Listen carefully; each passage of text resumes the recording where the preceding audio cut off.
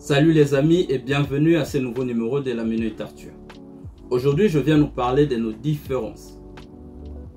C'est un sujet qui prend de plus en plus de l'ampleur dans notre société pour diverses raisons.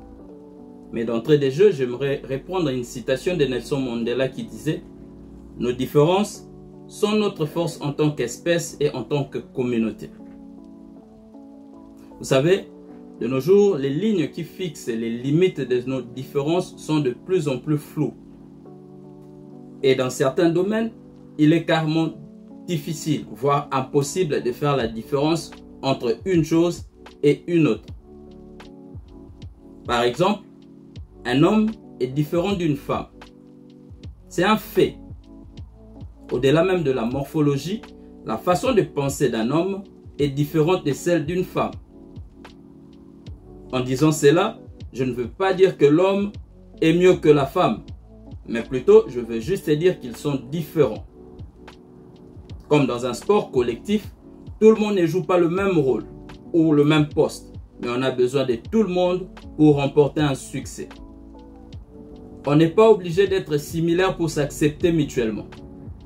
C'est au contraire l'apport de tout un chacun qui à la fin forme une communauté solide.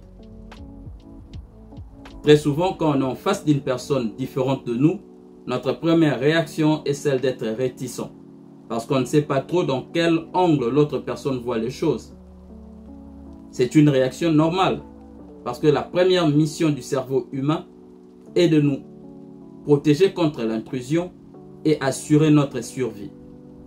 Mais lorsque les personnes ayant les antécédents, les expériences et le point de vue différents se réunissent, elles peuvent offrir les perspectives et le point de vue unique.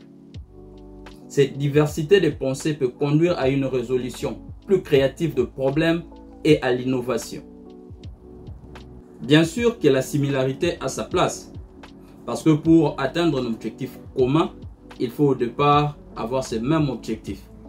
Cependant, comme pour avoir une somme de 10, il n'y a pas que 5 plus 5. Il existe plusieurs combinaisons qui nous emmèneront à cette somme de 10. Collaborer avec des personnes qui ont les compétences et l'expertise différentes peut nous aider à acquérir de nouvelles compétences et à améliorer celles que nous possédons déjà.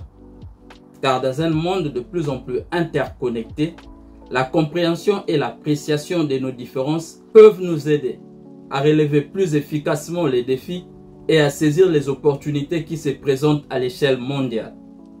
Pour finir, je dirais qu'il est important de noter que pour tirer profit de nos différences, il faut faire preuve d'ouverture d'esprit. Car en réalité, ce ne sont pas nos différences elles-mêmes qui nous rendent plus forts, mais plutôt notre façon, notre manière de les adopter et de les exploiter. C'est tout pour moi aujourd'hui, en espérant que cette vidéo a été utile pour toi. Si c'est le cas, aime-la et partage-la. Si tu n'es pas encore abonné, abonne-toi sur cette chaîne YouTube. Peace, I'm out.